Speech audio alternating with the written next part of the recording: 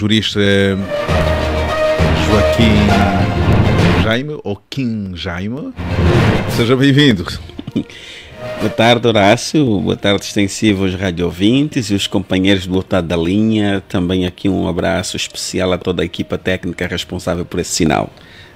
Já lhe chamaram de Kim Jaime? Já sim, já me chamaram de Kim Jaime, já me chamaram de Kim Zé, mas as pessoas preferem mesmo chamar Joaquim Jaime. Quem trata-me por Kim é porque é mesmo alguém muito próximo, parente ou pessoa de longa data. Falando de Kim, vamos ter que chamar outro Kim que faz parte do nosso painel, é o Kim Angalo. Seja bem-vindo, Frei. Bem encontrado de volta aí. Ok. Boa tarde aí ao Moxará, né? Boa tarde ao José Gama e o Coque Mucuta e o Horácio. Boa tarde, seu Frei. Muito bem, obrigado. E também boa tarde aos ouvintes da Rádio Despertar, Rádio Comercial. Como é que se diz agora? Rádio Comercial Despertar. Rádio Comercial Despertar. Estamos a fazer publicidade. Mas não faz mal nenhum. Então, Coque Mucuta, seja bem-vindo. O malangino. Só está a se ver a cabeça. Ele tem de baixar um pouquinho mais a câmara para ver se consegue ter um melhor plano. Coque. Agora virou gente. Seja bem-vindo. Boa tarde ao Frei, boa tarde ao Kim Zé, boa tarde ao Joaquim Jaime, boa tarde aos ouvintes. Horácio, boa tarde. Aqui é o Paito, em Malange, não é? O nome em Malange é o Paito. Exatamente. José Gama, seja bem-vindo. O Kim Zé, essa que a doutora Teresa Gama chama. É o Kim Zé, né? Sim, José Gama é Kim Zé, é Kim Zé. Também, professor José Joaquim. O nome Joaquim vai ter problema nesse Sim. É um trio de 15 aqui. Ele é o José Joaquim Pereira da Gama.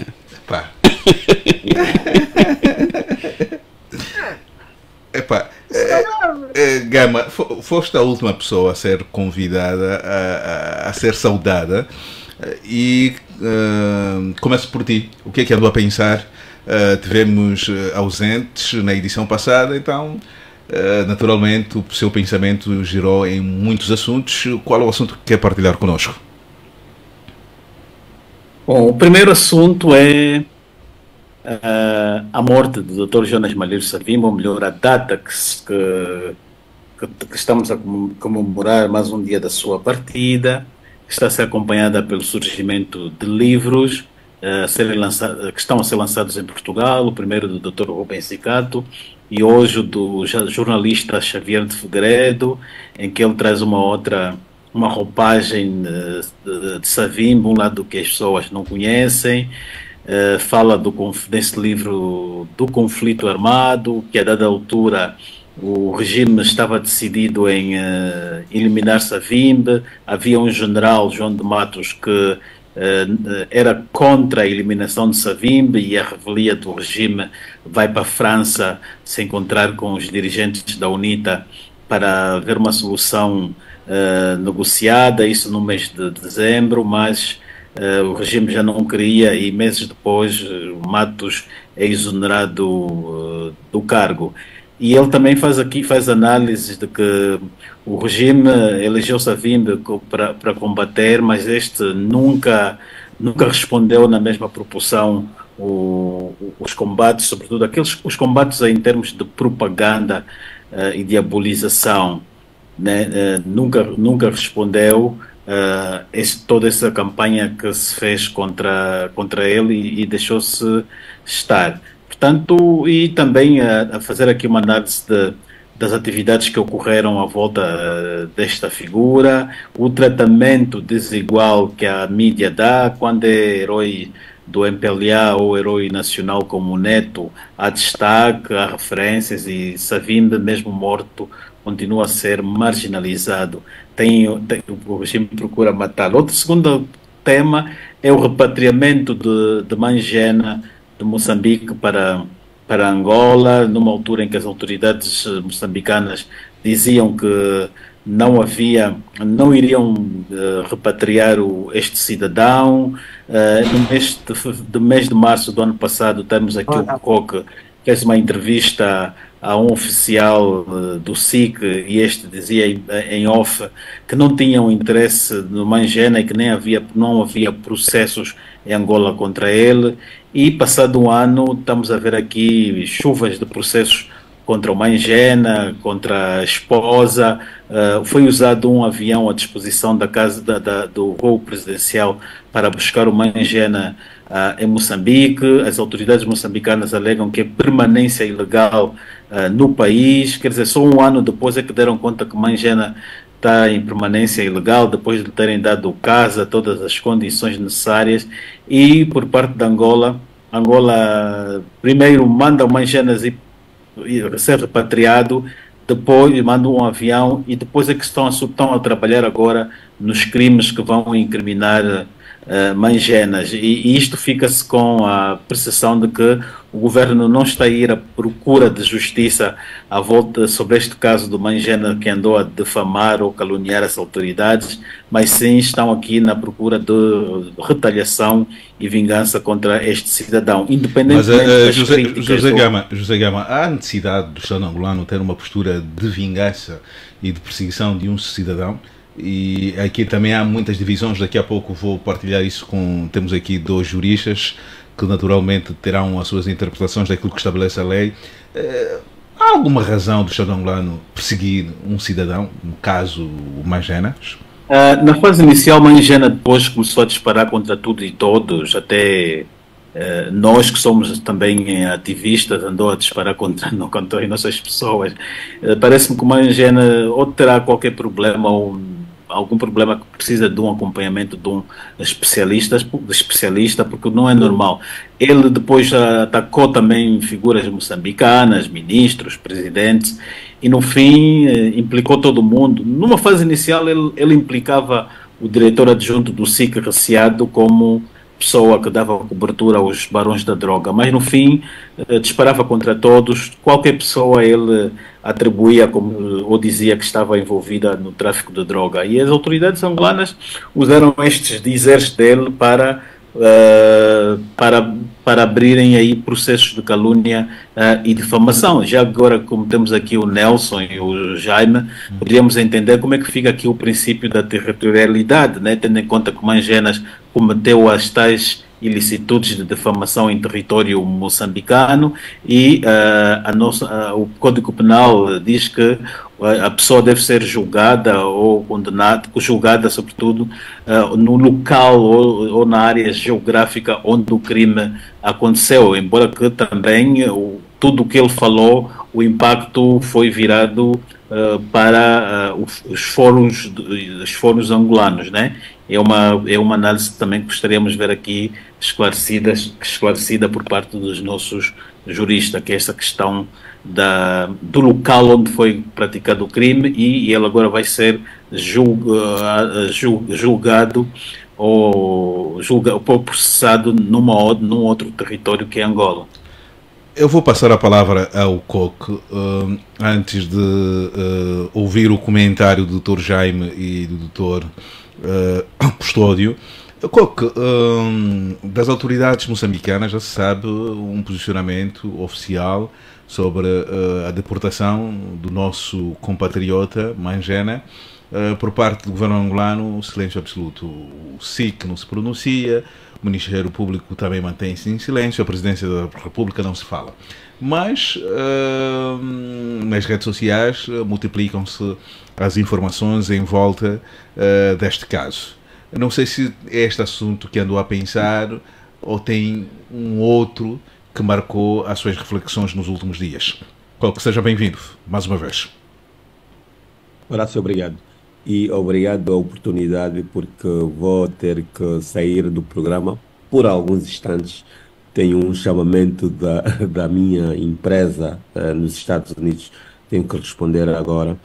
Mas deixa dizer que andei a pensar em torno de dois assuntos. O primeiro é a não revogação do decreto que proíbe a entrada de viaturas com mais de 10 anos no país, porque há muita gente que precisa deste meio.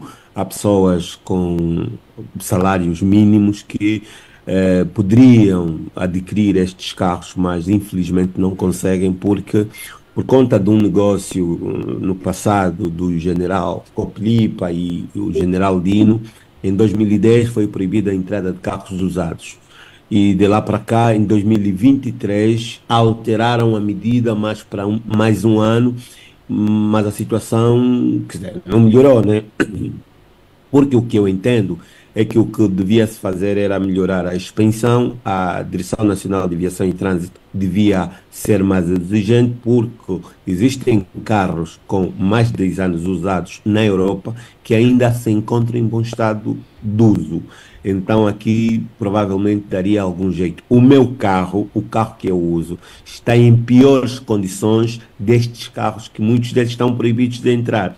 Então não faz sentido que uma medida dessa permaneça até agora. E numa altura numa altura em que em Angola os preços de carros novos são proibitivos.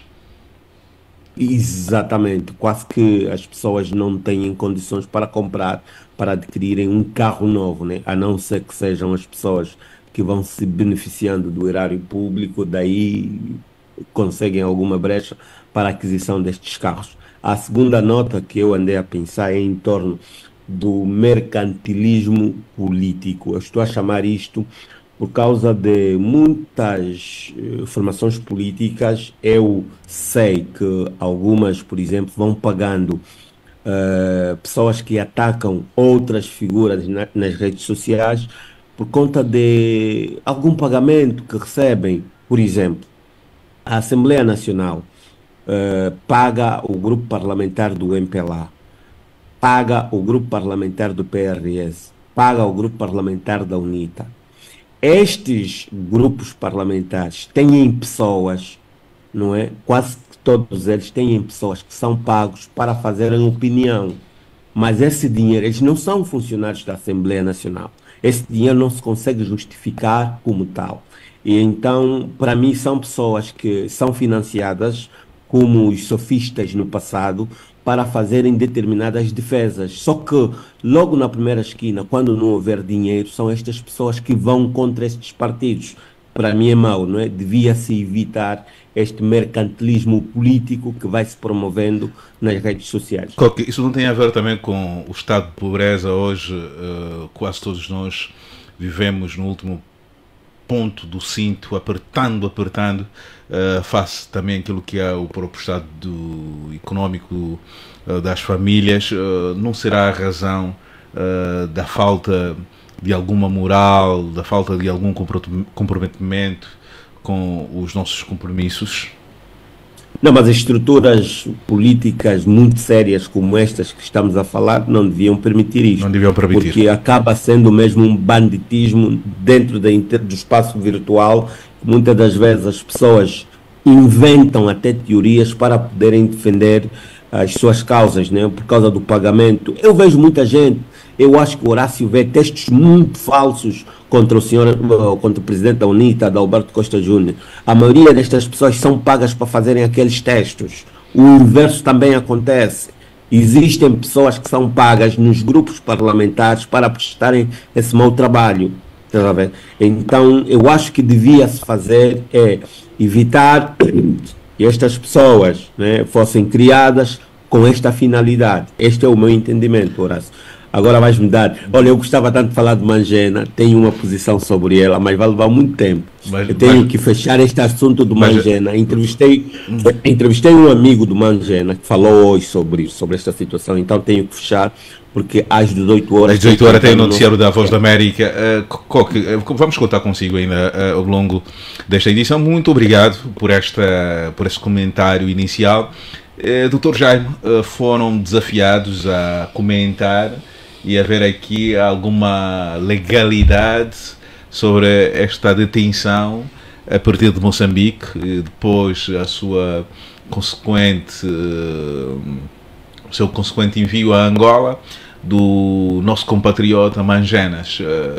Aqui o Gama levanta alguns aspectos que a lei penal salvaguarda. Tem o mesmo entendimento que o José Gama. O que é que de concreto diz a lei? Mas antes de querer comentar ou responder o José Gama, também a pergunta inicial: o que é que andou a pensar, Dr. Jaime? Olha, Horácio, segunda vez, essa semana eu andei a pensar um pouquinho no que vai acontecer na sexta-feira, a abertura do ano judicial. É que muito curioso o tema da abertura do ano judicial, ou o lema, uma espécie de pedido público, um clamor público do órgão máximo da administração da justiça sobre a verdadeira autonomia financeira e a modernização da administração da justiça.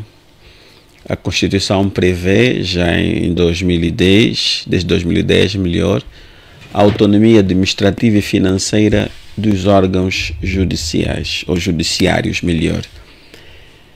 Mas só foi em 2019 que os tribunais passaram a ser formalmente autônomos do ponto de vista administrativo e financeiro, porque até lá funcionavam mais como um departamento ministerial sob responsabilidade do titular do Poder Executivo.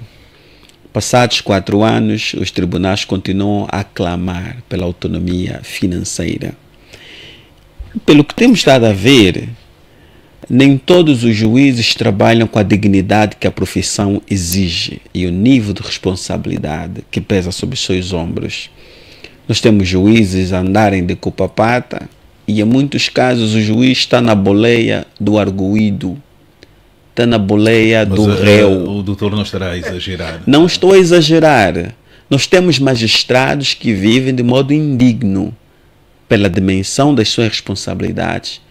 Eu penso que faz todo sentido esse clamor público do Conselho Superior da Magistratura Judicial, porque é preciso dignificar aquela classe. Mas dignificar como? Aumentar o salário? Melhorar o salário, melhorar as condições sociais. Não interessa o nível da instância em que esteja o juiz. O juiz tem que viver com dignidade.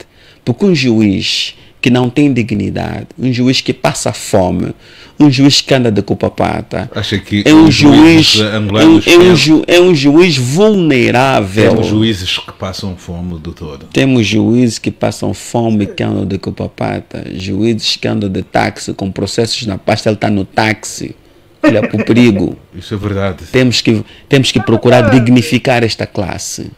Mas isso é verdade, doutor Jaime. Eu tenho amigos na magistratura, tanto judicial como do Ministério Público.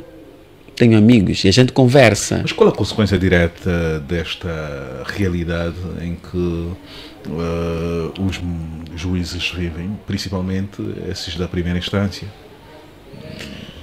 Eu julgo que tem que ver com a perspectiva que se tem da justiça, e que não se dá o devido valor à justiça. Os outros 2 poderes, como são ocupados essencialmente por políticos, estes fazem tudo para esvaziar o devido valor e o devido poder do poder judiciário. Porque não se consegue compreender como é que nós temos juízes que andam a pé, andam de culpa-pata. Mas o salário não é suficiente para comprar uma viatura, mesmo que for um i10 ou um Suzuki Auto, não há capacidade financeira para... Mas como é que dá dignidade a um juiz quando o juiz no fim do mês recebe menos que um técnico superior sem função da AGT?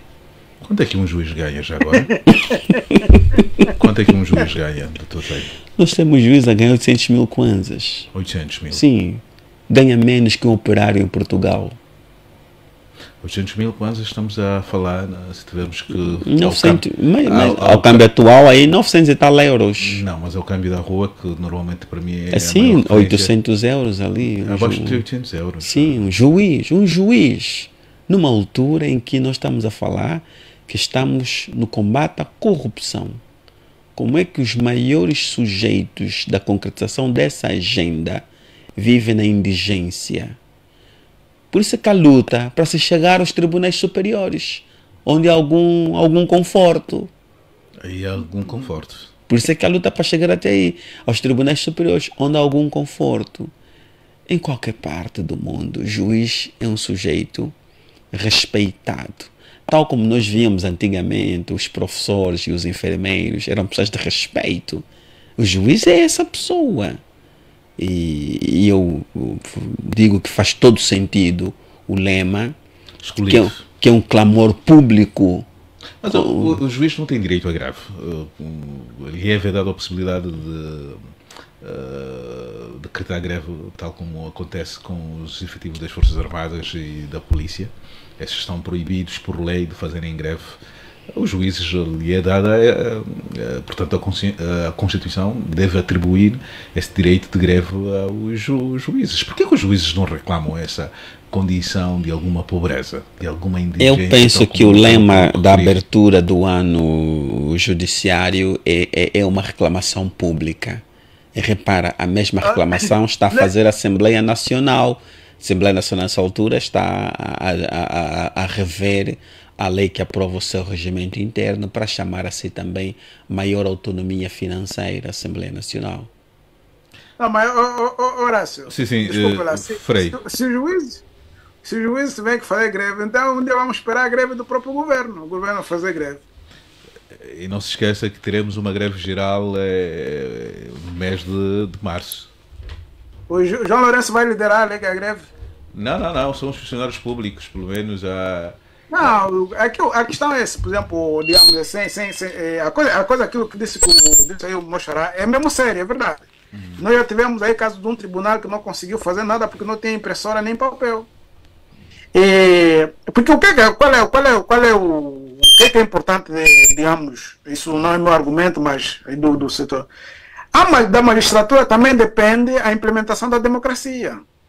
Quer dizer, não é que o poder político está num nível mais alto que o poder da magistratura. Por exemplo, se a magistratura não funciona, a democracia não vai funcionar nesse país. Portanto, de fato, isso que esse tema, essa questão que traz aí o Jaime, é crucial, né, sobre vários aspectos. É uma coisa muito, muito séria. Muito séria. É muito séria. Frei, já chegou assim, vai ser quase a última pessoa também. Faltou a provocação que nos fazia em relação ao caso Mangena. Mangena, sim. Quem nos coloca numa... Doutor, a questão do retorno, porque ele, vai ter mesmo que suportar esse retorno. Ok, agora... Podia baixar um pouco o som aqui dos meus auriculares. Vamos baixar. Está um bocadinho baixo? Está muito alto, por isso que eu estava a removê-los. Agora está alto? Está tranquilo. Está tranquilo, sim. Ok. Então vamos a isso. Acho que agora está com um sinal melhor, pode dar sequência ao comentário. Sim, há uma grande confusão em tudo isso. Há muita informação posta a circular. Tivemos acesso ao documento do governo moçambicano que alega que expulsou Mangenas por estadia ilegal e apresentação de documentos falsos, nomeadamente o passaporte. O estranho é que, diante do crime de falsificação de documentos, o governo moçambicano decidiu não intentar nenhuma ação revisando responsabilizar criminalmente Mangenas. Sabe? Mas, doutor, a que se deve essa postura do Estado moçambicano, principalmente do Ministério Público, de fazer vistas grossas a um crime que teria supostamente sido cometido pelo Mangenas e anuir ao pedido do governo angolano por aquilo que se diz é um crime de difamação, salvo melhor informação que ainda não foi, tornada pública. O grande problema está nas declarações das autoridades moçambicanas. Alegam que a saída de Mangenas deveu-se estadia ilegal e falsificação de documentos, nomeadamente o seu passaporte. Estava lá com o passaporte moçambicano, mas em nenhum momento Mangenas apresentou-se como um cidadão moçambicano, exibido o documento. Mas em relação aos crimes que o Gama disse muito bem, a nossa lei penal é aplicável para atos cometidos fora do território nacional. Há um conjunto de crimes, crimes contra a nossa moeda, crimes contra a nossa soberania, incitamento à guerra, recrutamento de angolanos, sujeitos para invasão do território angolano, um conjunto deles. Mas aí, uma linha que diz que todos os crimes praticados por angolanos fora de Angola, desde que eles sejam também crimes no país em que o sujeito se achar, ele deve ser responsabilizado em Angola. Mas não no país onde ele esteja a cometer esses crimes. Certo. Deixa-me concluir. Sim. Deve ser responsabilizado em Angola. Então, o princípio da extraterritorialidade da lei penal. Os crimes de calúnia, difamação e injúria são crimes em Moçambique e crimes em Angola. Só isso é bastante para o Mangena ser responsabilidade em Angola. Relativamente à aplicação da lei do processo, diz que a lei do processo penal angolana também é aplicável fora do nosso território. Nós estamos a falar do princípio da extraterritorialidade da lei do Código de Processo Penal, naqueles casos em que houverem convênios, acordos entre os Estados. E nós sabemos que há um instrumento de cooperação judiciária entre os países membros da CPLP. Todos os falantes da língua portuguesa têm um acordo que permite esta cooperação. Então, a nossa lei aplica-se a todos os países da CPLP. Por essa razão, Mangena foi responsabilizado por um crime cometido em Moçambique contra pessoas angolanas, contra autoridades angolanas, embora estivesse em Moçambique. Mas um momento, eu só quero trazer aqui um elemento quase semelhante. No caso do antigo vice-presidente, Angola não aceitou que o processo fosse a Portugal. O que é que acontece? O processo do engenheiro Manuel Vicente, ele evoluiu, teve duas fases. Primeiro, em 2008, o engenheiro Manuel Vicente adquire um conjunto de residências num condomínio de luxo em Portugal. E o sistema financeiro europeu alertou o sistema financeiro português sobre a possibilidade de haver ali um crime de lavagem de dinheiro, branqueamento de capitais, chamado então a justificar a proveniência ou a licitude desses recursos. Ela apresentou um conjunto de declarações de várias empresas, incluindo o seu certificado de remunerações da Sonangol, onde ele tinha sido presidente do Conselho de Administração. Só que, passado algum tempo, o procurador Figueira, que estava com o caso em mãos, já havia o arquivado, recebeu um crédito de um banco em que a Sonangol era acionista, um crédito em que ele não apresentou nenhuma garantia e era para ser liquidado em 11 meses e o valor era superior à sua capacidade de reembolso. Depois ele recebe um conjunto de avanças de empresas que supostamente eram participadas da Sonangol. Daí que voltou-se a reabrir o processo, porque as autoridades portuguesas desconfiaram que o arquivamento do processo tinha alguma coisa a ver com aquelas vantagens financeiras ilícitas que o procurador estava a receber. O crime de branqueamento de capitais, depois ele evoluiu para mais dois crimes. Falsificação de documentos, porque as autoridades portuguesas descredibilizaram aquelas declarações, e o crime de corrupção do magistrado lá em Portugal. É que o processo começou a tramitar, as autoridades angolanas decidiram então chamar para si a continuidade do expediente. Até 2022, o engenheiro Manuel Vicente estava protegido pelas prerrogativas. Mas, doutor, para não desviar do foco, que é o caso Mangena, onde estava a explicar, depois um dia vamos dedicar algum tempo para percebermos esse processo que até hoje continua ainda com... Descuidou-se, é que inicialmente ele teve mais cuidado, mais cautela nos seus pronunciamentos. Mas nos últimos tempos começou a citar o nome de muita gente poderosa, começou a sair dos limites, aquela linha muito tênue entre a liberdade de expressão e os crimes à honra foram violadas várias vezes, aquela linha que separa. Então, eu penso que Mangenas eventualmente facilitou a vida de quem eventualmente quis encostá-lo à parede. Mas do ponto de vista legal, os crimes cometidos pelo Mangena em Moçambique podem ser responsabilizados em Angola e do ponto de vista da sua extraditação... Agora, uma questão que está também a ser bastante questionada e numa altura em que o país tem algumas dificuldades financeiras, não seria mais económico ele ser julgado em Moçambique, não fazer esse investimento de fretar um avião da Presidência da República? Moçambique teria julgado Mangenas pelo crime de estadia ilegal e de falsificação de documentos. Podia fazer isso. Mas os crimes de calúnia, injúria, difamação foram cometidos contra pessoas angolanas residentes em Angola. A lei penal é aplicável para esses factos também. E do ponto de vista do processo, teve o suporte legal daquele acordo entre os países da CPLP em que permite então toda essa tramitação processual entre os países membros desta comunidade.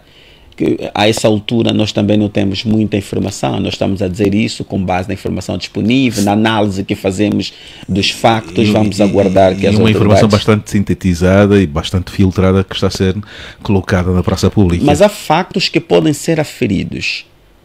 Crimes de calúnia, difamação e injúria. Isto é um facto. Nas falas do Mangena... Jaime. Sim? Jaime. Sim. Só para acrescentar ao que estás a dizer, o Mangena também tem um processo de furto.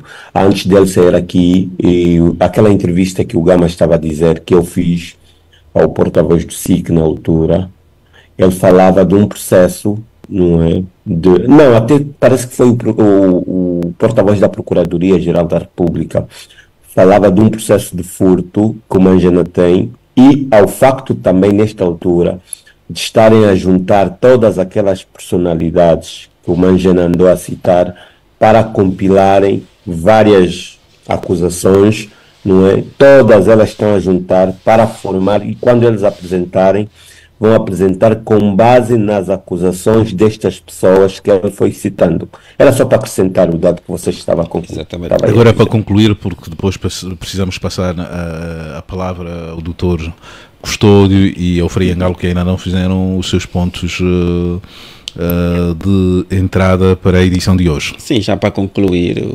analisando os fatos, até aqui não consigo verificar nenhum ato que foi praticado que fosse contrário àquilo que são as leis em Angola.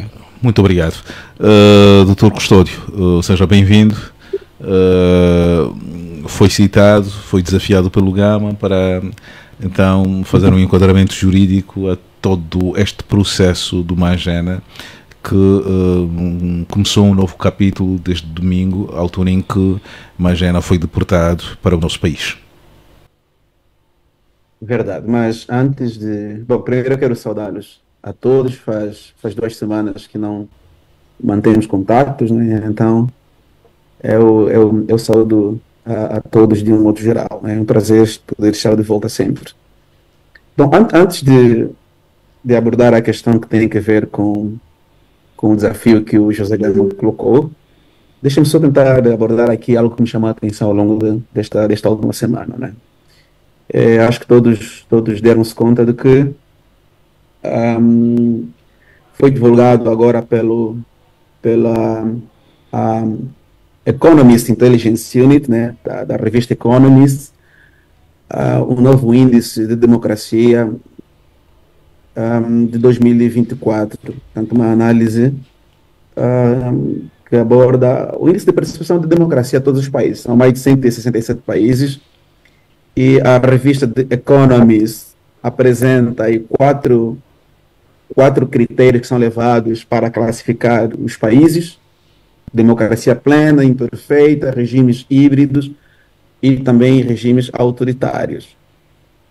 Angola, eu não sei se eu digo infelizmente ou felizmente, aparece classificada neste último índice número, tanto 167 de um total, tanto 107 de um total de 167 países analisados, né? Portanto, nós passamos da posição 109, só lembrando que o ano passado éramos o país 109 e agora aparecemos como um número 107. E, tanto baixamos 2 lugares, ou aumentamos 2 lugares, se assim eu posso considerar. Quais são, o que fez com que Angola subisse 2 lugares? Bom, há 5 categorias que são analisadas. Das 5 categorias que são analisadas, só numa é que Angola, portanto, apresentou-se razoavelmente bem, que tem que ver com a participação política. Tanto há outros índices, por exemplo, processo eleitoral, pluralismo político, cultura política, liberdade cívica, funções governamentais, dentre outros critérios, né? Só em relação à participação política é que Angola aumentou 2 lugares. Isto significa dizer que Angola melhorou? Não. Não significa dizer que Angola melhorou, até porque, no índice geral, Angola é classificada como um país que tem um regime de natureza autoritária.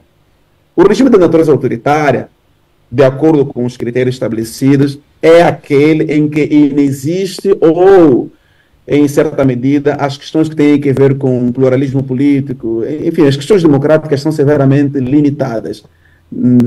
São países que, de acordo com o índice, são governados ou por monarquias absolutas ou então por ditaduras. O que significa dizer que Angola está quase que chegando para um regime ditatorial, ou seja, quase que uma ditadura, apesar de haver aqui pluralismo político, realização democrática, de eleições.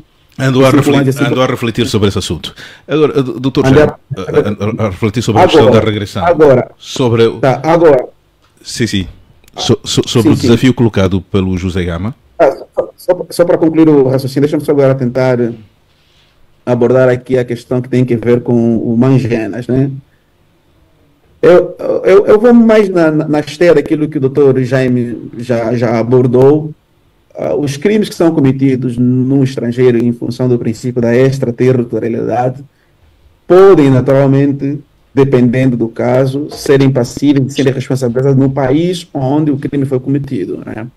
Mas neste caso em específico aqui, eu vou na esteira daquilo que aborda o artigo 17 do nosso Código de Processo Penal, que fala exatamente sobre os crimes cometidos por nacionais no estrangeiro. Naturalmente, dependendo do tipo de crime, há crimes que são cometidos no estrangeiro e não necessariamente vai implicar com que o Estado angolano ou às vezes os particulares que são visados nestes tipos de crimes despoletem os respectivos processos no país onde efetivamente eles se encontrem. Portanto, depende. Agora, neste caso em específico, o Código de Processo Penal diz que se o crime é cometido no estrangeiro, vai ser competente o Tribunal Nacional para julgá-lo a partir do momento tanto que ele entra no país. Ou seja, o tribunal da área, da região em que ele entrou no país, é que vai ser o tribunal competente para julgá-lo. Nesse caso em específico, ele foi extraditado para Angola e entrou via aeroporto internacional de 4 de fevereiro. Naturalmente, o tribunal competente para julgá-lo será o tribunal um dos tribunais de comarca da província de Luanda, né? Portanto, essa é a regra que estabelece o Código Penal, dentre outras, naturalmente. Então, era só para dar aí um subsídio ao José Gama em relação à dúvida que colocou. Muito obrigado. Frei Angalo já também comentou e já partilhou connosco o que é que andou a pensar ao longo dos últimos dias. Bom, por enquanto não. Eu tive uma semana um pouquinho interessante, estranha. Por uma pura coincidência, essa semana tive focado na questão da conservação e cuidado com os cemitérios. E depois, portanto, lendo um pouquinho literatura da patrística, né, isso de Santo Agostinho, então fiquei a refletir muito sobre a importância disto e depois, naturalmente, como tive a experiência de ter crescido na aldeia e ter reparado que o descuido que temos com os cemitérios é reflexo de uma sociedade desgarrada, de uma sociedade desorientada, de uma sociedade sem valores. E então, isto é um perigo. É um perigo. Quer dizer, nós não cuidamos dos vivos e exatamente esse não cuidar dos vivos também o fizemos, refletimos, não cuidar, não nos importamos com os cemitérios. Uma sociedade que não cuida dos cemitérios, né, se não cuida dos cemitérios, quer dizer que não tem memória, não tem história, não tem sentido de honra e respeito para com quem já partiu. E, sobretudo, por exemplo, se forem os anciãos, não é isso? Não tem aquele sentido de perspectiva comunitária, porque nos contextos da mundividência dos nossos povos, do povo Bantu e do povo San, a corrente vital não se quebra. Os antepassados continuam vivos e ativos na nossa vida. E quando você comete erros, o antepassado te pode fazer sonhar mal, você pode ficar doente, não é isso? E você, por exemplo, tem que reparar. Estou a falar a nível tradicional. A nível religioso, a coisa mais intrigante é esta, que nós estamos numa nação que se diz maioritariamente cristã. Uma das coisas que o cristianismo traz na humanidade toda, é o cuidado com o corpo humano. Por quê? Por que os cristãos cuidam do corpo humano? Por causa da crença na ressurreição. Se numa nação como Angola, que se diz que é maioritariamente cristã, não se cuida dos cemitérios, quer dizer, nós estamos com um cristianismo pagão. É um cristianismo pagão, superficial, que não tem referências doutrinais sérias. Eu quero aqui dizer uma coisa assim, tanto em perspectiva de cultura geral. Os romanos, eu estou aqui, quando se fala de Roma, não era toda a Itália, Roma era só uma parte, aqui onde estamos. Eu aqui exatamente, daqui do meu gabinete até o muro histórico de Roma são 20 metros só. Os romanos não enterravam os mortos. Os romanos não enterravam os mortos. Muitas nações, muitos povos não enterravam os mortos. Se vocês repararem nos filmes antigos, queimam-se os mortos. Queimavam-se os mortos. Mas os romanos tinham fobia dos cadáveres. Se morria o cadáver de pobre numa zona, abandonava, não ia mais para aquele lado. Quando o cristianismo chega em Roma, surgem as chamadas catacumbas. Muitos que estudam a história da igreja aprendem erradamente a dizer que as catacumbas são os lugares para onde os cristãos fugiam quando eram perseguidos. Não é isso. As catacumbas são cemitérios. Portanto, nós aqui em Roma temos inclusive catacumbas paleocristãs. Quer dizer, antes do cristianismo se estabelecer em Roma, já tem esses cemitérios.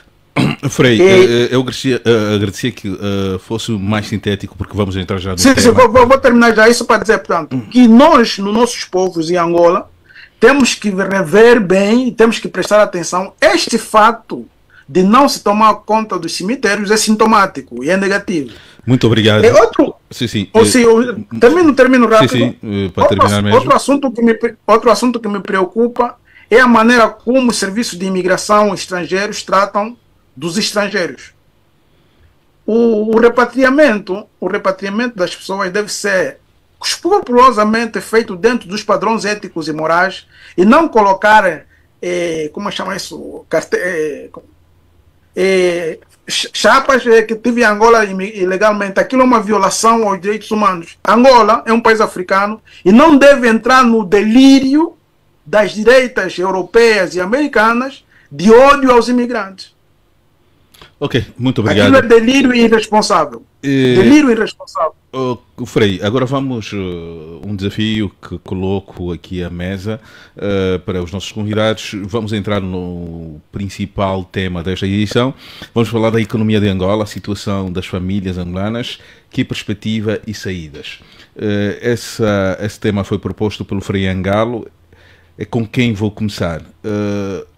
Como é que anda a nossa economia, Frei Angalo?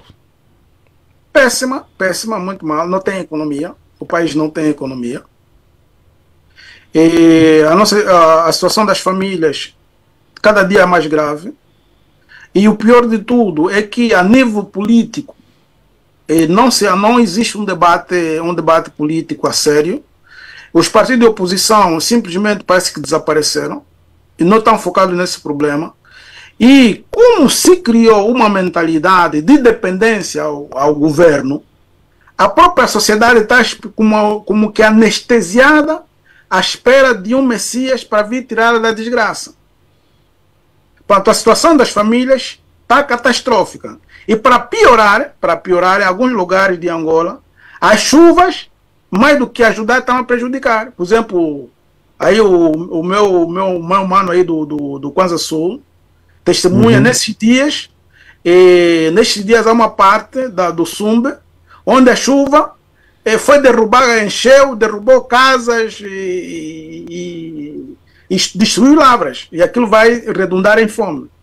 E quero dizer que no Sumbe, pelo meu conhecimento, o Custódio vai confirmar, é dos lugares do país de Angola, de Angola onde se pode fazer colheita 3 vezes por ano. 3 vezes por ano, porque é uma localidade bastante fértil. E então, sim. E ficou aqui a nota introdutória, Frei. Coque Mucuta, a pergunta é a mesma que eu fiz ao Frei Angalo.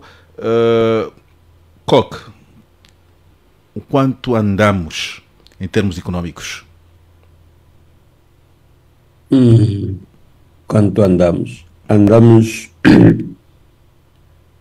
mal, né? Basta ver para a vida das pessoas, porque o reflexo de um bom ambiente econômico encontra-se nas pessoas, e basta ver que as pessoas, do ponto de vista econômico, estão cada vez mais pobres. E a nova equipa econômica que foi digitada no ano passado parece que também não está a dar conta do recado, e não há esperança, não há expectativas, por exemplo, de um dia melhor para a economia angolana.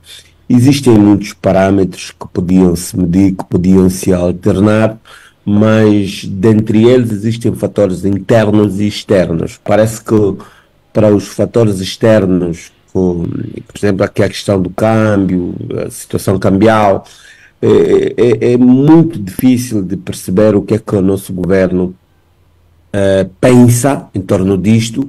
Houve agora uma injeção de um pouquinho mais de dólares para o mercado, mas também não resolve. Sei que até para a merenda escolar agora vai começar a trazer de fora, mas quando tu trazes a merenda escolar do exterior para Angola, por exemplo, tu não estás a produzir aqui. O que acontece é que você tem de procurar dólar para pagar essa mercadoria. Deixa-me perguntar, vão importar merenda escolar? Se os Estados Unidos vai fornecer merenda escolar para Angola. Mas merenda escolar vinda dos Estados Unidos, o que é que virá? Pão? Isso é sério, mano. O que é que virá? Então não acompanharam as declarações da secretária de Estado adjunta para a Agricultura dos Estados Unidos? A conferência de imprensa foi ontem. Nem todos acompanharam e pôde fazer. Um dos temas abordados é mesmo o fornecimento de merenda escolar. Eu vou disparar até essa senhora, meu. Não, tenha calma, Fred, tenha calma. Não é ela que é a culpada, nós é que aceitamos. Ela mesmo nunca devia ter falado disso. Nós é que o ministro da Agricultura, ok, é que dirigiu a reunião, recebeu em audiência, e eles analisaram esse elemento. Como é que se chama esse ministro da Agricultura? Me diz o nome dele. O Assis, Francisco Assis. Aquele senhor que diz que o João Lourenço é uma pedra de diamante rara. Acho que se lembra dele. Foi na altura da campanha. Sim, mas o que eu estava a dizer, então a nossa situação econômica não é boa, Horácio. Não é boa. Em suma, é preciso analisarmos de forma bastante crítica o que é que se passa, o que é que devemos fazer para que, com os parâmetros, quer dizer, mundialmente aceito, termos uma economia diferente e não essa, porque a atual equipa econômica parece que também não dá conta do recado, e a situação só vai agravando cada vez mais. Dr. Jaime, parece que passam anos, vêm anos, nós continuamos numa velocidade regressiva, ou seja, estamos a regredir. Todos os dias nós sentimos que as pessoas estão cada vez mais pobres. O que é que está a se passar com a economia angolana, Dr. Jaime? Olha, nada do que eu direi aqui será novidade. A economia angolana não aproveitou o boom do petróleo para se diversificar. E mesmo na economia de base que nós já tínhamos, não fomos capazes de fazer esforços no sentido de torná-la consistente, sustentável. Qualquer alteração no preço do petróleo no mercado internacional, ou estamos a rir ou estamos a chorar. Mas, doutor, esse é um elemento. O preço do petróleo nos últimos tempos tem sido favorável. Esse é um elemento. Sim. O outro elemento que nós temos aqui é o serviço da dívida pública. Angola endividou-se muito no mercado internacional e o período de graça já venceu e temos todos os anos fazer um esforço correspondente a 60% em média do Orçamento Geral do Estado, que é para honrar os nossos compromissos assumidos internacionalmente. Qualquer família que dedica 60% do salário de casa para pagar dívida, essa família está falida.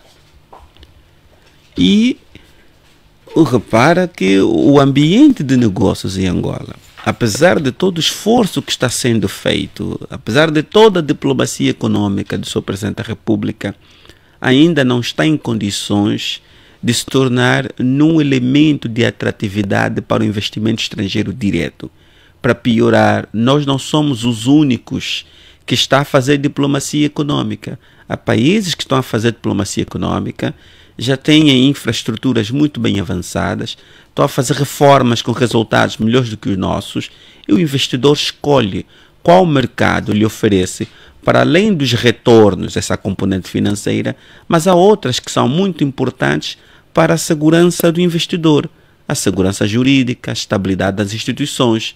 Repara para um facto caricato. Os industriais de bebidas em Angola foram obrigados a investir em tecnologia para comprar um equipamento para colocar aquele selo fiscal.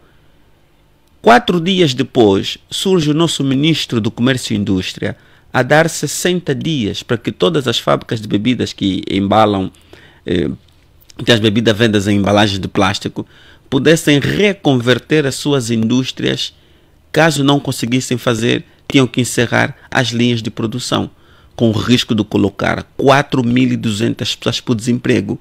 Um empresário que está lá fora olha para isso, mas essa gente não é séria. Eles obrigam a fazer um investimento tecnológico ajustável às linhas de produção, aos processos produtivos. 4 dias depois, diz que aquele processo produtivo já não vale. Isso retira segurança jurídica, retira previsibilidade. Doutor Jaime, onde é que não estamos a pecar? Na estratégia? O governo Eu penso que carece de uma estratégia para temos que acertar nas pessoas. adequar a nossa realidade. Nós temos que acertar nas pessoas. Isso não, temos que acertar nas pessoas. O presidente João Lourenço não tem capacidade, não tem uma equipa de assessores capaz de filtrar dentro do MPLA pessoas com habilidades para lidarem com os desafios económicos do país. Olha, o MPLA tem muitos quadros. Começou a formar quadros no tempo da guerrilha e não parou de formar quadros. Continua a formar quadros. Mas é importante que ele acerte nas pessoas que ele mas escolhe. Mas por quê, doutor Jaime? Eu não sei responder isso. Eu não faço parte das pessoas que ajudam a escolher. Mas como um observador... O que é que acontece às vezes? Imagine, o Horácio, se for técnico da seleção masculina de basquetebol norte-americana, tu chegas, põe LeBron James, Stephen Curry, James Harden, pões ali outros, depois pedes um colchão e vai dormir e diz, olha, LeBron, quando terminar o jogo avisa-me, porque sabes que eles vão vencer.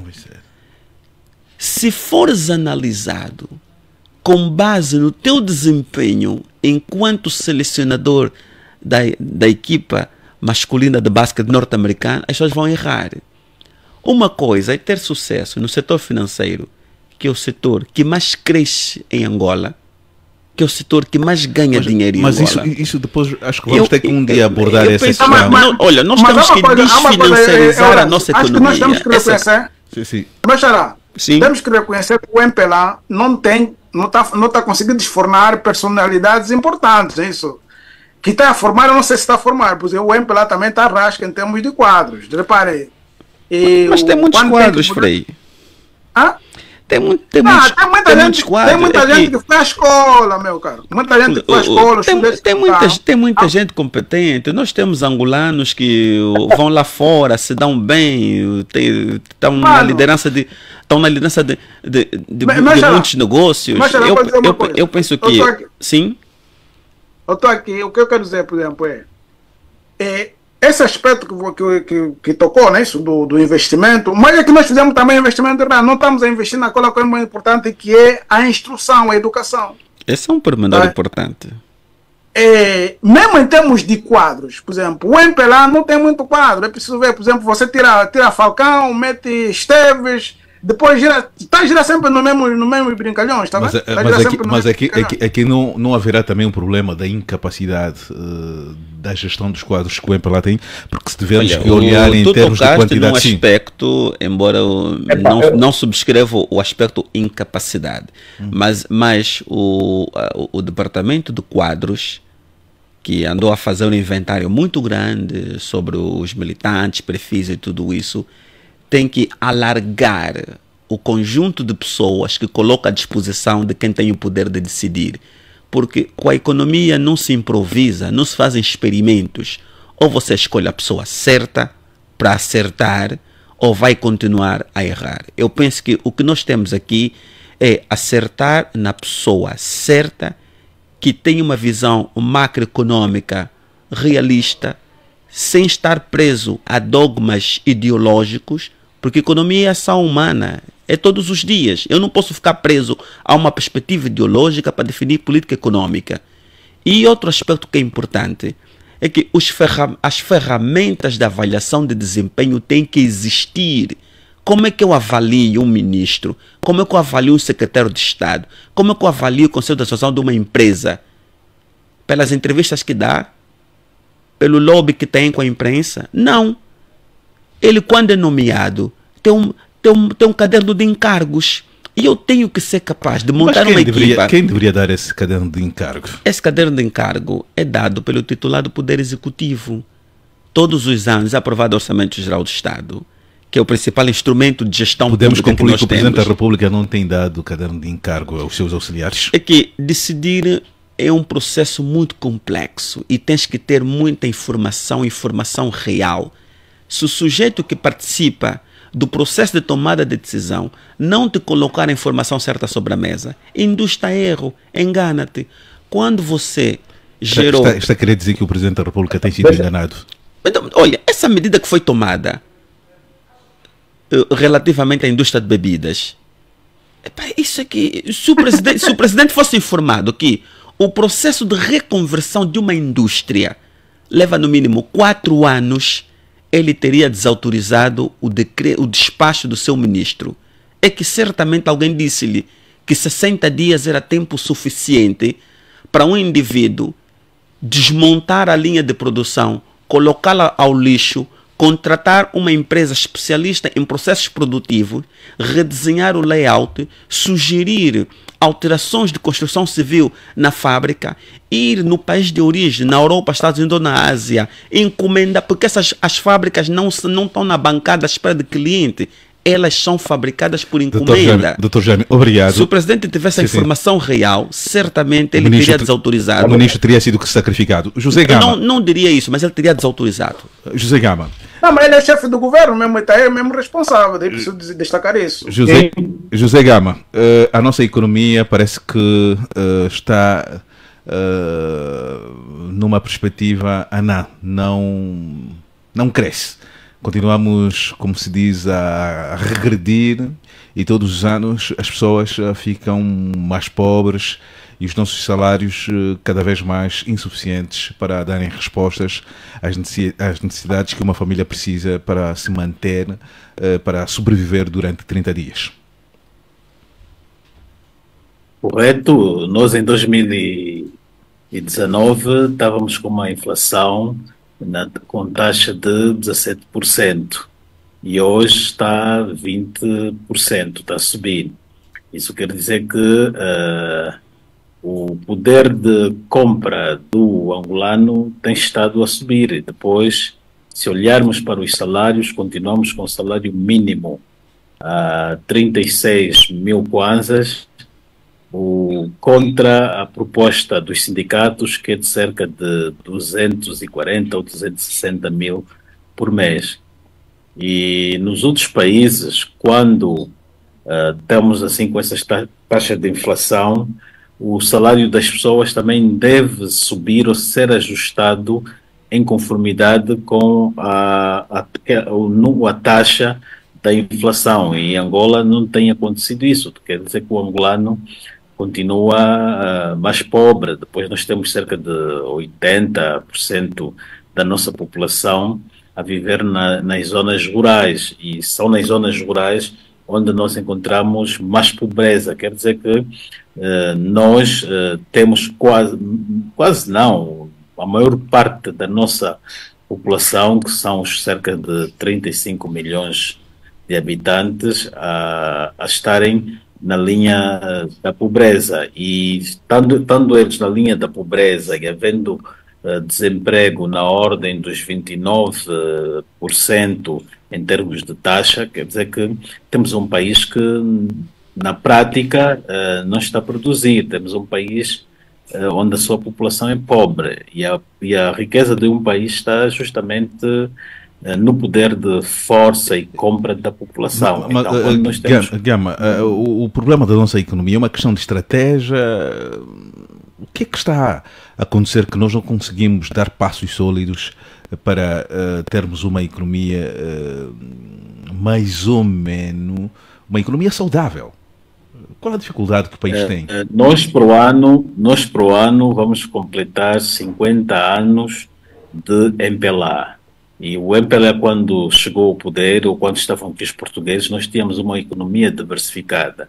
O MPLA chegou ao poder e passamos a ter uma economia a depender de um produto único, que é o petróleo. Temos aí intervenções do presidente dos Santos, de 1979, a dizer que iriam trabalhar para diversificar a economia. João Lourenço chegou ao poder em 2017, também com este programa de diversificar a economia. E até hoje, 50 anos, não conseguimos diversificar a economia. E, por outro lado, estamos aqui a dizer que em 50 anos fizemos mais que os outros fizeram em 500 anos. Mas aqui, Gama, teremos que olhar... Nós que, no nosso caso, eu acho que é falta de estratégia, porque nós deveríamos usar a política que teve o Dubai, né? Como tivemos o boom do petróleo, nós a dada altura poderíamos pegar aquele boom que foi nos anos 2020, 2003, 2004 e 2005, poderíamos investir para o campo, para as indústrias. Não, nós investimos as nossas receitas, quando estávamos no bom período, para o betão, para construir prédios, para construir casas e etc. E deixamos a diversificação da economia para terceiro ou segundo plano.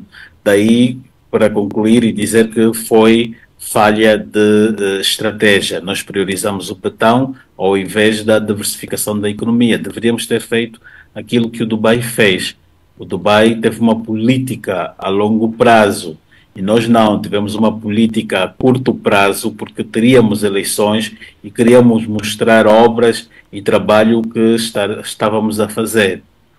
Então foi falha aqui foi falta de visão, nova estratégia. Doutor Custódio, onde é que estamos a pecar? Muito se fala sobre a questão da produção nacional e a nossa produção nacional continua aquém das nossas necessidades. Também é uma questão de estratégia? Eu acho que tem muito a ver com o nosso modelo econômico, né? Porque nós somos uma economia de mercado, mas na verdade não somos economia de mercado de verdade, de facto, né? Somos uma economia de mercado apenas do ponto de vista formal, mas materialmente falando, não existe economia de mercado em Angola. Eu só vou dar 2 exemplos para nós todos termos uma ideia. Veja, por exemplo, surgiu em Angola uma nova operadora de telemóvel. Não vou falar para aqui por uma questão de passar aqui a publicidade. Pode anunciar, é nosso anunciante aqui da casa, a Africell. A Africell, perfeitamente. Surgiu uma nova operadora de telefone móvel em Angola, a Africell. O que é que aconteceu? Faliu a outra, a Mobicel. Então, veja só. é incrível como nós não temos essa cultura da competitividade. Mas, ô, né? Custódio, Essa cultura... a Movicel não era empresa pública, era mesmo privada. Não, mas o Estado angolano detém ações na Movicel, Não, Dr. Jaime. a Movicel tem gestão, Pode tem gestão privada, Custódio. Naturalmente. Tem ações do Estado lá, meu. É ações do Estado. Estamos a falar aqui do contexto geral, né? Não necessariamente em ser dono ou não ser dono. Só está a dizer como é que o mercado funciona, né? Então, esta cultura que falta em nós, a cultura da competitividade, né? Justamente porque nós não temos um modelo que realmente é um modelo, uma economia de mercado, né? Então, o que é que nós temos? Nós temos um Estado em Angola que se intromete em tudo. Nos últimos 7 anos, passaram quanto? Nós já abordamos aqui. Foram cerca de 5 ministros da economia que foram exonerados. Um país que, ao longo de um mandato, tem 3, 4 ministros da economia exonerados, já está a dar provas de que não funciona, a economia não funciona, né? Então, o que nós temos é isso, né? Nós temos também, aqui, vamos dizer assim, um sistema de educação completamente engessado, que não educa para a liberdade, para a economia. As pessoas vão, isso nós analisamos, as pessoas vão para as universidades, mas vão em busca de quê? Vão em busca de diploma, como se diploma em si fosse algo base para as pessoas se inserirem no mercado. Não, o diploma é só símbolo de conhecimento. O diploma em si não quer dizer absolutamente nada, né? A prova disso é que nós, no último ranking que foi publicado das últimas universidades da África, das 400 universidades da África, Angola não apareceu com nenhuma. Então, só para nós vermos como é que... Nós temos aí um conjunto de políticas macroeconômicas que não funcionam. Vejam. Como por exemplo? Olhem, os programas todos a que o Estado se comprometeu no sentido de incentivar a economia. Você pega o Prodese, não funcionou. Você pega, aliás, até o ProPriv, que é o programa de privatizações. Eu li matérias há tempos atrás no jornal de que aqueles ativos que já foram privatizados, os novos donos nem sequer estão a pagar ao Estado. E assim vamos. Outro problema que nós temos. E aqui eu acho mais grave ainda, eu até me pergunto e sempre digo, nós estamos aqui a debater a questão que tem a ver com a pobreza, a chuva, a economia das famílias. A pergunta que eu faço diante de uma situação como essa é, afinal de contas, o Estado angolano governa para quem? Notem vocês, os últimos dados que foram publicados em relação aos lucros dos bancos comerciais angolanos. Os dados apontam que os bancos comerciais em Angola, ao longo do ano 2023, apesar da crise econômica, tiveram um lucro que cresceu cerca de 37%, ou seja, para 622 mil milhões de kwanzas só ao longo do ano de 2023, mesmo num contexto de crise. Né? Há um banco, não sei se também eu posso falar o nome aqui. Pode citar. Porque são, pode citar. Só o Banco BAE amealhou cerca de mais de 200 mil milhões de kwanzas só de lucro ao longo do ano passado. Então a pergunta que eu faço, afinal de contas, João Lourenço está a governar para quem? Olha, no Orçamento Geral do Estado do ano passado, deste ano agora, perdão, o orçamento está avaliado em cerca de 24 bilhões de kwanzas e alguma coisa. Só o PAE, que é o programa de endividamento, né, o programa do Executivo de Endividamento, né, dívidas, estamos a falar de dívidas, ou seja, e aí eu não consigo perceber o porquê de tantas dívidas. Há um valor de cerca de 12 bilhões de dólares, 12 mil milhões de dólares só de dívidas. Né? Dívidas. E isso já está publicado. Né? Estamos a falar aqui do decreto presidencial. Né? O decreto presidencial, deixa-me só ver aqui nas minhas anotações. Ou seja só de dívidas. Muitas dívidas. Então, o presidente João Lourenço verdadeiramente está a governar para quem? Está a governar para os céus, está a governar para os banqueiros, está a governar para os mesmos e, naturalmente, as questões têm que ver com as questões sociais, as questões das famílias, o emprego, geração de emprego. Olha, saiu agora, a semana passada, já para concluir, a publicação os últimos dados, sim, os últimos dados em relação ao desemprego, publicado agora pelo INE, dados estatísticos. E os dados apontam que a taxa de desemprego em Angola, ela aumentou de 28,6% para cerca de 31,9% em relação à população. Nelson Custódio, acredita nos dados estatísticos que têm sido apresentados? Evidentemente que não. Tanto é assim que o INE só publicou estes dados porque houve uma certa pressão por alguns círculos da sociedade, no sentido de que esses dados não foram publicados no último trimestre do ano passado. Ou seja, o que nós vemos aqui é uma governação, infelizmente, de faz de conta. E como já alguém aqui, um dos nossos colegas disse, com a economia não se brinca. Com a economia não se brinca. E, infelizmente, em Angola, nós vamos brincando de governar, brincando de crescimento econômico. Os dados apontam, segundo o FMI, que até este ano a economia angolana vai crescer cerca de 3%. Para mim, não ser expulso de Angola, aquele que fala isso. Mas, o que para mim, realmente também é Frei Angalo, um momento só. Só para concluir. Para concluir, mas o Frei Angalo, a que se deve o seu sorriso? Não acredita nessas estatísticas? Não, o Frei Angalo tem razão, é risível mesmo. O FMI, o Banco Mundial, não é isso? Representam as instituições perversas. Com certeza. Instituições que continuam a condenar o continente africano à mendicância, porque são esses, vamos dizer, o grande problema do continente africano. Mas será que é do Fundo Monetário ou dos próprios africanos que não têm capacidade de lidarem com as regras do Fundo Monetário Internacional? Quando os delinquentes, a associação de delinquentes, você tem que considerar todos os delinquentes. Aí trata-se de autoassociação de delinquentes. Pois é, então isso é interessante. Nelson, agora uma pergunta. Objetivo. Sim. Vou ser objetivo. Sim. O único país, o Gama vai confirmar isso, o único país com melhor welfare no planeta, no continente africano, neste momento, é o Botsuana. E sabe o que o Botsuana fez? Renunciou a receber ajudas internacionais. O Joaquim Jaime, né, tocou num assunto que é a questão do débito público. É assim, em qualquer economia, quando o débito público aumenta, recai sobre o welfare da sociedade e o Estado que se desagrega. O FMI, se não for expulso de Angola, o Banco Mundial, se não fosse expulso de Angola, nós não vamos nos safar. É preciso correr com essas instituições. Frei, Coque Mucuta. Para concluir, sim, mas conclua mesmo. Concluir o raciocínio. Olha, Frei, nós estamos aqui a falar de crescimento econômico do nosso país.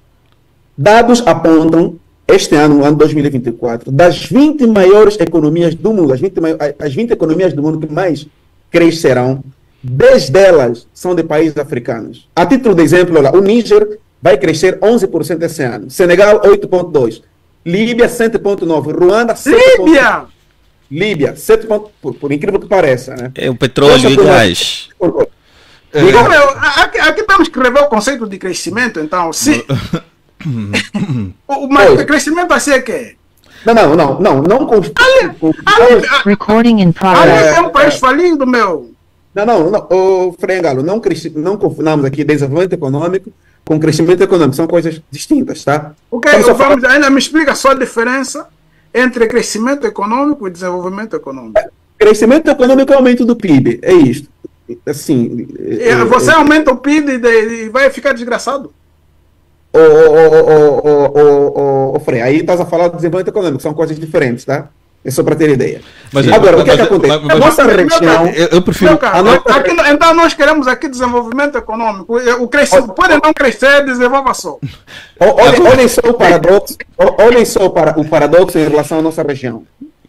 A África Austral Nelson Custódio, já pode aqui colocar um travão de mão para os dados que tem. Eu queria colocar uma pergunta a todos os meus convidados. Como é que o angolano e o governo têm lidado com a crise? Como é que as famílias têm sabido articular nesse ambiente de crise permanente? Começo por ti, Coque Mucuta.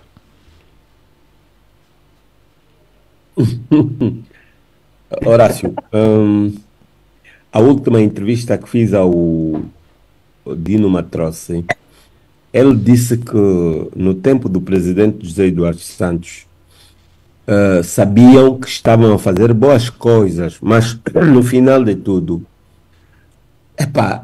assustaram, estava tudo mal. Ou seja, eles assustaram. Eles não entenderam como é que as coisas deram por torto. Eles não entenderam. Ou seja, há também uma falta de capacidade técnica das pessoas Para mim, há a falta de disciplina dos cidadãos. Eu falo também nós, enquanto cidadãos, para a gestão da nossa pequena economia.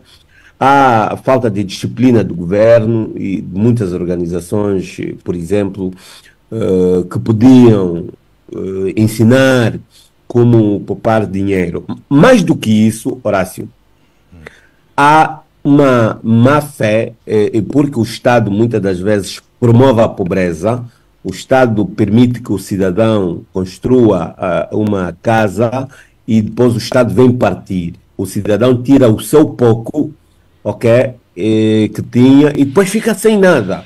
Por quê? Porque o Estado vem com uma máquina e estraga tudo.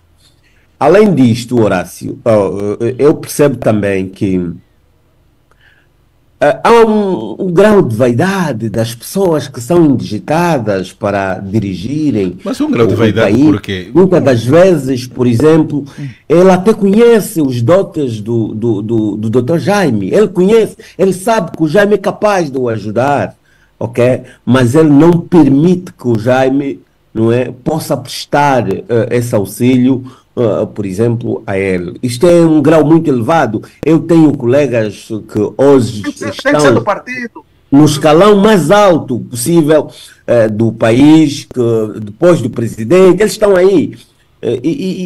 Epá, eles sabem que, olha, aí um cicrano poderia ajudar nesta matéria, mas eles não querem baixar para aí. E há um entendimento das pessoas que provavelmente o Estado promove esse espírito de pobreza para quando estivermos próximo das eleições, o Estado aparecer com Coque, a minha pergunta é a seguinte: como o angolano e o governo têm sabido lidar com a crise? O angolano tem ignorado a crise? Não tem sabido lidar com a crise. Não tem sabido, porque lidar com a crise significa dizer adotar um conjunto de políticas macroeconômicas que fazem com que a Angola deixe de depender do petróleo. E as famílias? Nossas exportações de petróleo. E as famílias? E as famílias? Se o governo Mas não tem as famílias sabido, não- as famílias... Então, aqui o grande problema é o seguinte, Horácio. Até 1970, em Angola não se falava de petróleo nem de diamantes, falava-se da agricultura. Nós tínhamos mais de 16% da população angolana a trabalhar na agricultura. A província do Kwanza Sul tem mais de 300 fazendas ociosas. É muita terra ociosa. Na época colonial, o Kwanza Sul produzia desde algodão, sisal, né? Ou seja, a agricultura a agropecuária, a agroindústria era o carro-chefe na época colonial. Hoje, o Kwanza Sul não tem nada disso.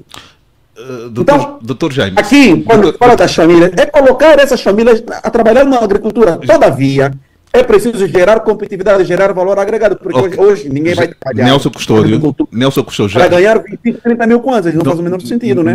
Nelson Custódio já voltou a si. Doutor Jaime, como é que o governo e as famílias têm lidado? Tem havido alguma capacidade de lidar com a crise? Têm responsabilidades diferentes e lidam com a crise de modo diferente também. Devo dizer que as famílias elas têm demonstrado uma grande capacidade de resiliência e adaptação ao contexto. Não é por acaso que essa taxa de desemprego que o Custódio disse, de 31,9%, só não é mais alta. Mas são fiáveis esses dados? Nós não temos outros números. Os números oficiais são esses. Verdade. São com estes números que nós temos que trabalhar. Mas há quem diga que com estatísticas não se brinca. Quando nós assentamos as nossas políticas em dados falsos, os resultados naturalmente não serão reais, serão também falsos. Naturalmente. Não será aí o grande problema da nossa economia? Gerir é um ato racional e tem que se basear em evidência, em dados concretos. As estatísticas têm valor fundamental nisto. Mas a ciência determina, não pode efetivamente basear a sua política em dados falsos. Mas não vamos tão somente descredibilizar aqueles números quando você não tem outros para comparar. Não estou a dizer descredibilizar. Não seria a altura também de se repensar para que possamos ter dados estatísticos próximos da realidade? Esses são os dados estatísticos que existem, são com esses que temos que trabalhar. Nós não temos aqui outra alternativa. Então, de certa forma, o cidadão tem tido uma capacidade de resiliência muito grande. Mesmo se pode dizer, por parte do Executivo, de quem tem a responsabilidade de arranjar soluções que afetam na vida de todos nós? A verdade é que o povo e os políticos têm perspectivas diferentes daquilo que é crise, né? Tu vês que quem está na máquina pública, da mais alta estrutura, vive como se fosse, tivesse um país, tivesse uma Angola diferente só para ele. Repara, numa altura em que se fala em crise, era suposto reduzir o valor das viaturas atribuídas aos ministros, secretários de Estado e deputados. Era expectável. Mas repara, estes não abrem mão do seu luxo, incluindo aqueles que estão no Parlamento para protestar, para dizer que tudo não está bom. Mas quando se fala de benefícios pessoais, há uma certa harmonia na Assembleia Nacional. Então nós estamos a ver o país com olhos diferentes. A forma como tu vês o país depende de onde te posicionas, onde tu estás, que tipo de benefícios tu colhes. Mas acha que esses apertos seriam suficientes para alterarem a tendência da crise? Olha, o Custódio falou da agricultura e nós estamos a ver aqui duas perspectivas diferentes sobre a agricultura. Se nós ouvimos, por exemplo, o ministro da Agricultura, ele é alguém que tem um discurso com o qual eu concordo, mas parece-me que não tem o peso político necessário para ser ouvido. Há um grupo que não quer saber da agricultura familiar. Quem é esse grupo? Qual é esse grupo? Há um grupo que não quer saber da agricultura familiar. Qual é esse grupo, Dr. Jaime? Deixa-me concluir. Que não quer saber da agricultura familiar porque pensa nas grandes fazendas. Mas há uma outra perspectiva. Mas seria bom que o doutor mas há uma outra perspectiva que entende que a agricultura familiar ainda é o principal instrumento de integração, de geração de emprego, de geração de riqueza e de elevação social, e que só precisa dos apoios institucionais para poder evoluir. Mesmo na dimensão política, não há esta convergência ao grupo dos fazendeiros que não quer ouvir falar em agricultura familiar. E há um outro... E aqui já está a entrar no campo de soluções... Pessoal, repara para o apadrinhamento, por exemplo, sim. Que... o doutor já está a apresentar aqui algumas soluções. Nós já discutimos isso várias vezes aqui, Horácio. Já tocamos nesse aspecto várias vezes aqui. Isso não é novo. Uma questão só de apoio aí ao que está a dizer o Moxará, não é isso? E nós temos que ser realistas em relação ao nosso país. Portanto, a maior parte da população angolana trabalha na agricultura e agricultura familiar. As grandes crises que estão a se criar no continente africano é exatamente quando se entrega, ou quando o Estado entrega a agricultura às multinacionais. Porque as multinacionais, com os instrumentos que têm, vão produzir maiores quantidades que as famílias. Depois as famílias não conseguem vender. Aqui entra também o problema das ajudas. Eu vou fazer esse surto rápido. Por exemplo, quando um país, por exemplo, nosso, recebe cereais ou da Argentina, ou dos Estados Unidos, ou da China, ou da Rússia, ou do que diabo seja, quer dizer que o nosso camponês, aquele que produz, depois não consegue vender. Então, da importância que em Angola, o caso, importante era alavancar a agricultura familiar, que emprega a maior parte das famílias angolanas, para equilibrar e não empobrecer mais as famílias. Portanto, isso para nós em Angola tinha que ser consenso.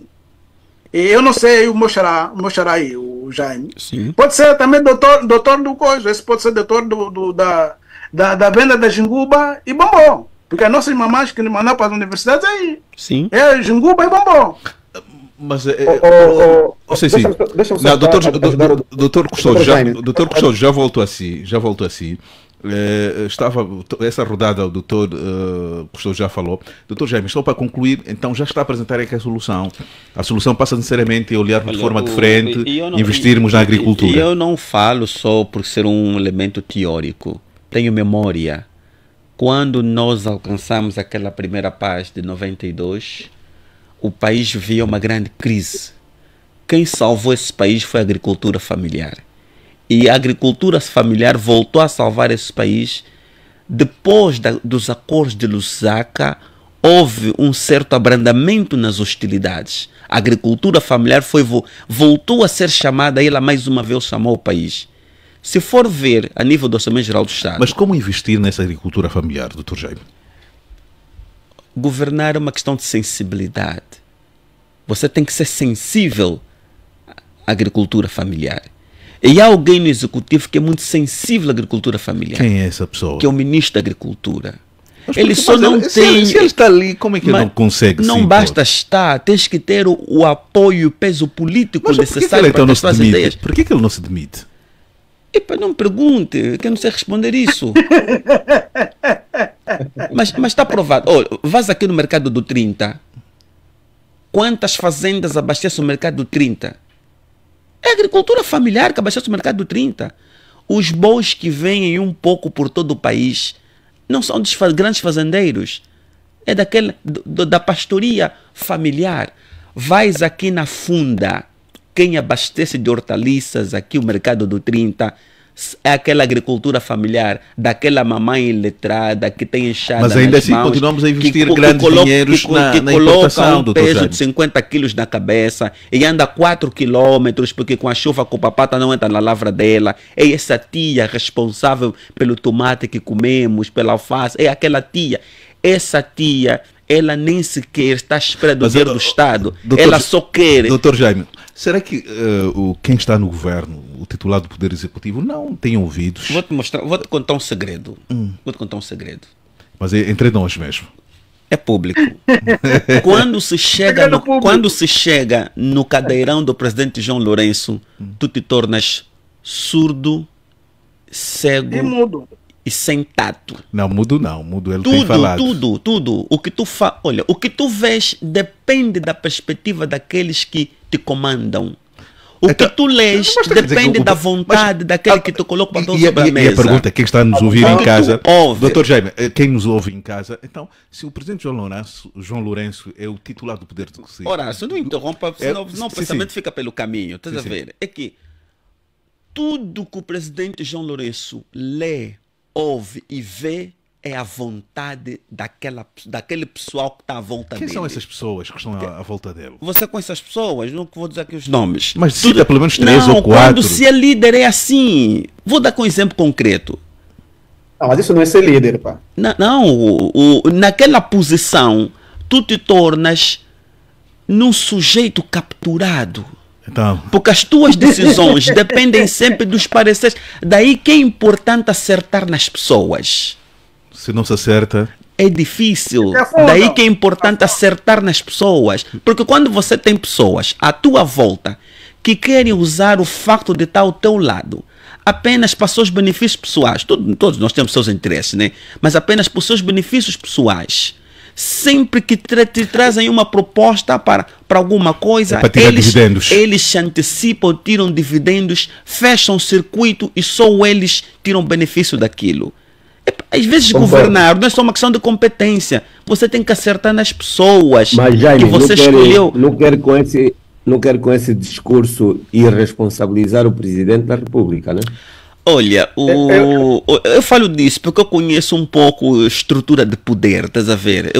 Eu também conheço, mas acho que um presidente tem que perceber a estrutura do poder antes de chegar lá. Eu estou numa posição institucional que me permite influenciar decisões. Então, Dr. Jaime pode... E eu sei... Não tem influenciado. Deixa-me só. Dr. Jaime é responsável. Não estou falando da dimensão política, institucional na empresa. Eu estou numa posição que me permite influenciar decisões.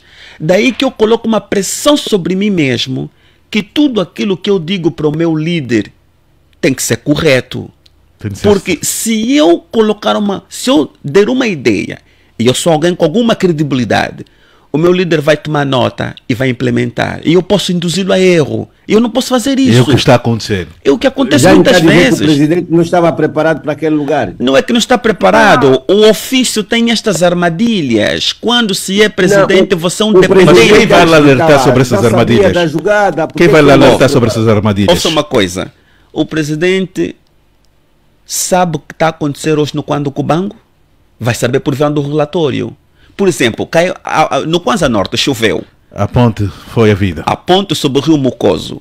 felizmente tenho parentes no Dondo. A informação que me deram é diferente daquela informação que está a ser veiculada. E qual é a informação verdadeira?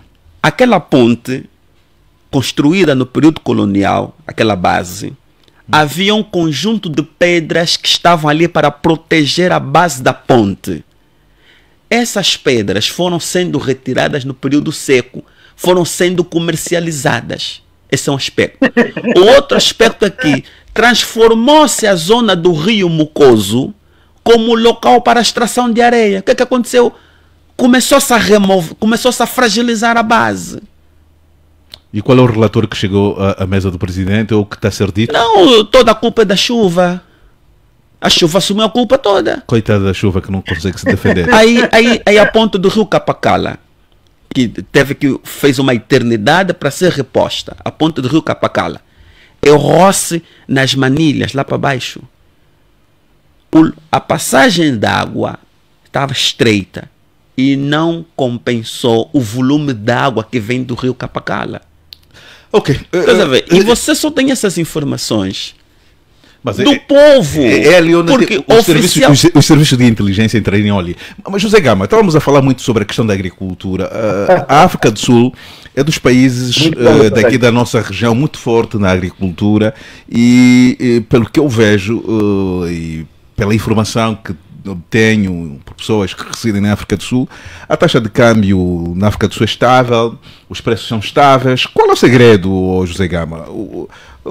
Será que há mais cabeças com cérebros saudáveis na África do Sul? O que é que está a se passar? Qual é o segredo ali na África do Sul que nunca entram em crises semelhantes às crises que nós vivemos? Também, a taxa do câmbio também não é assim tão estável, mas também não entra de forma desregularizada como acontece nas nossas economias. É um país, pronto, que tem uma cultura de prestação de conta, é um país que tem uma economia forte, que é a maior daqui da nossa região, constituída por cerca de 300 milhões de habitantes. É um país que investe muito na agricultura, tem uma tradição já centenária. Não tiveram problemas como nós, de ter guerra, de ter campos minados. Então, eles, numa primeira fase, investiram muito na exploração dos mineiros, do cobre, do ouro, do diamante, e fizeram justamente aquilo que nós deveríamos ter feito.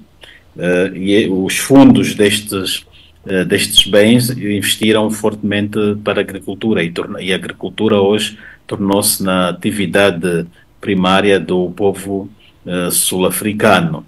Daí que a economia deles se tornou forte ao ponto de poderem também abastecer aqui o mercado daqui da nossa região. A África do Sul abastece Moçambique, Botsuana, Namíbia, e agora também com as redes Shoprites também a entrarem ou estarem também no mercado angolano. Depois também tem cerca de 9 ou mais bancos que também são muito fortes, bancos que têm mais de 100 anos e que estão expandidos também aqui em toda a África. Isso tudo também contribui para um bom ambiente de mercado e também o controle também da moeda. Depois a África do Sul tem uma moeda que temos que reconhecer, que é o Rand.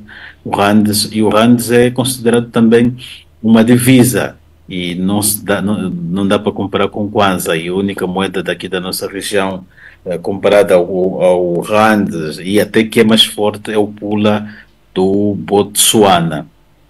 Portanto, há muitos fatores que têm contribuído para que a África do Sul tenha um câmbio estável. Isso tem a ver com a sua economia robusta e ser um país que depende totalmente da produção nacional. Dependendo da produção nacional, ele não tem que importar muita coisa, porque ele produz aqui tudo aqui. Agora, quando tu dependes das exportações, ou melhor, das importações, então quer dizer que tu precisas regularmente de divisa, dos dólares, como é o caso de Angola, e isso depois acaba por interferir de certa forma na tua economia.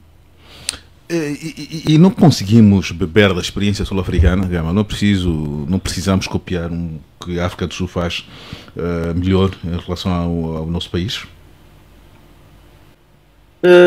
Penso que podemos, mas já é tarde para isso. Angola tinha que parar, ou melhor, a África do Sul parar aí uns 200 anos para Angola chegar nos pés da África do Sul. Mas Angola tem...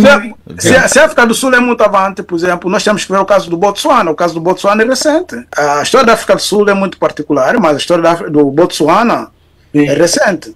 O Botsuana tem uma população muito, muito pequenina, né? Também. Isso também conta para eles tornarem-se uma economia forte. Porque eles é um país grande, pronto, tem a sua dimensão, mas em termos populacional é muito pequeno. Não, mas Gama, a percepção da grandeza de uma nação depende também de fatores até psicológicos. Geograficamente um país pode ser grande, não é isso? Mas perceber-se como pequeno. Por exemplo, Angola. Angola tem a sorte, digo a sorte, de ser um país grande, mas facilmente nós podemos ter uma percepção de um país pequeno, porque você pode se mover de Cabinda ao Cunene, do Mar ao Leste, sem grande problema. E eu acredito que esse fator não pode ser considerado para a questão econômica. Primeiro, e eu acredito, aqui posso dar já o meu contributo final. É mesmo final, Frei. Sim. É mesmo final. No nosso país, uma das coisas que é preciso fazer é mudar de mentalidade. Os governos comunistas tendem a educar a sociedade a depender do governo. E cria-se uma sociedade preguiçosa, uma sociedade que sobrevive, em vez de ser uma sociedade que luta com os meios próprios para triunfar. Em Angola, nós precisamos de começar a pensar que podemos construir e fazer coisas sem depender nem de autorizações, nem ajuda do governo. E último, em Angola, precisamos de começar a protestar e a denunciar essas tentações de pessoas que vêm com a ideia de ajuda. Por exemplo, esta senhora indisciplinada, não sei quem é essa americana, que vai trazer, como é que chama isso? Merenda escolar dos Estados Unidos para Angola. Aquela senhora tinha que ser expulsa como persona não grata. É falta de respeito ao povo angolano. Você traz merenda escolar... Desculpa, a nossa produção, não temos produção, precisamos desses não, claro. Se nós começarmos a aceitar essas faltas de respeito, nunca vamos produzir. Ok? Eu falo. Mas, Frei, nós é que pedimos. Ela própria não devia raciocinar errado. Aquilo raciocinou errado. Mas, Frei. Frei. Não, cara, por exemplo. Frei, como é que vamos nos opor a um posicionamento que foi a nosso pedido, ou o pedido do governo angolano? Frei? Claro, nós não podemos, por exemplo, se você, Horácio, né? Eu vou fazer uma coisa bem prática. Eu, nesse momento, sou diretor de um centro de formação em Angola. Ok? Quando um jovem liga para mim, Frei, me ajuda a encontrar emprego, eu pergunto, o que é que você sabe fazer? Ok. Não sei fazer. Então, a única coisa que tem você é fazer o curso. Tem que se tornar bom e você vai se virar. Porque nunca deve acreditar. É uma das coisas que eu ensinei às minhas irmãs. Graças a Deus, agora cada uma de... Nunca acreditar na pessoa que diz que vai te ajudar. Muito obrigado, Frei. Muito obrigado. Até a próxima.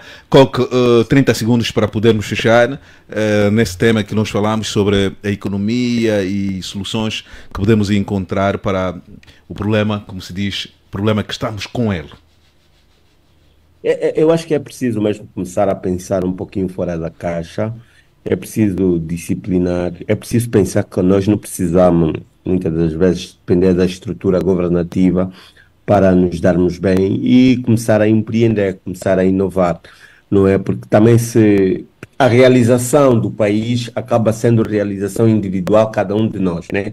Realiza o Coque, realiza o Joaquim, o António, e vamos realizar a nação. Esta é a ideia que eu tenho por agora. Obrigado. Nelson Custódio, a sua última palavra, mas seja sintético, por favor. Obrigado.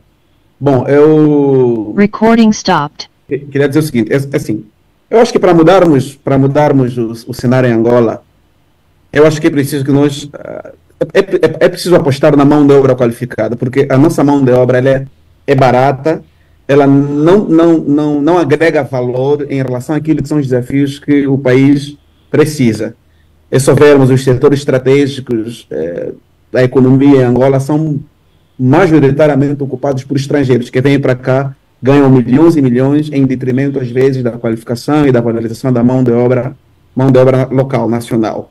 E depois também é preciso gerar produtividade, né? Não basta só colocar mão de obra nacional, mas é preciso haver produtividade. E a nossa produtividade, os dados apontam que nós, angolanos, infelizmente produzimos muito pouco.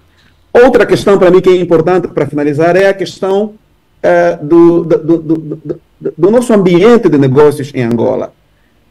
O ano passado, em Angola, entrou muito pouco investimento direto estrangeiro na economia. Aliás, os dados apontam que nos últimos 5 anos, só cerca de 13% daquilo que era a perspectiva de investimento estrangeiro na economia, só 13% que foram injetados na economia. De 12 milhões de dólares. Muito obrigado. Muito obrigado. 1,6 milhões de dólares foram gerados nos últimos 5 anos de investimento. Muito obrigado. Assim é complicado o país crescer, a economia crescer, muito obrigado. Mudarmos o cenário. Muito obrigado. José Gama, os seus últimos 30 segundos. Eu acho que Angola deve continuar a investir na diversificação da sua economia, tendo em conta... Mas de que forma, José Gama, de que forma que Angola vai investir na diversificação da economia? Ela deve criar estratégia para reduzir essa dependência e promover o desenvolvimento econômico sustentável. E pode fazer isso começando por reduzir certas burocracias, como simplificar os procedimentos para abrir e operar empresas também, combater a corrupção, já está a fazer, criar um ambiente legal, transparente e justo para todos os investidores e ter também uma boa justiça. Deve investir nas infraestruturas, melhorar a qualidade de estradas, de portos, aeroportos e energia. Neste campo também ela está a dar alguns pontos positivos. E também promover a educação e a formação profissional, né? Gama, última palavra. Com o atual governo é possível acreditar numa mudança em termos de perspectivas económicas? Bom, o importante é não sermos pessimistas. Eu acho que eles, de alguma forma, têm estado a fazer coisas. Vê-se que têm programas, embora não sejam todo. Okay. Têm vontade, mas às vezes também perdem-se nas estratégias, né? Mas podem fazer alguma coisa.